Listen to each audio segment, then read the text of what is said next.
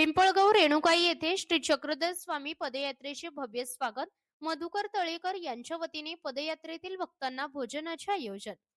भोकरदन तालुक्यातील श्री चक्रधर स्वामी क्षेत्र चाळीसगाव यात्रेनिमित्त दरवर्षी शेकडो पदयात्रेत येत असतात. वाघ ते चाळीसगाव पायी पदयात्रा मार्गदर्शक श्री उत्तमराज दादा येळमकर पिंपळवाड म्हाळसा यांच्या मार्गदर्शनाखाली पदयात्रा पिंपळगाव रेणुका येथे आले असता या पदयात्रेचे भव्य स्वागत करण्यात आले. त्यानंतर दत्त मंदिर पिंपळगाव रेणुकाई येथे पूजा अर्चा व श्री चक्रधरांची आरती झाल्यानंतर मधुकर तळेकर यांच्याकडे सर्व भक्तांची भोजनाची व्यवस्था करण्यात आली.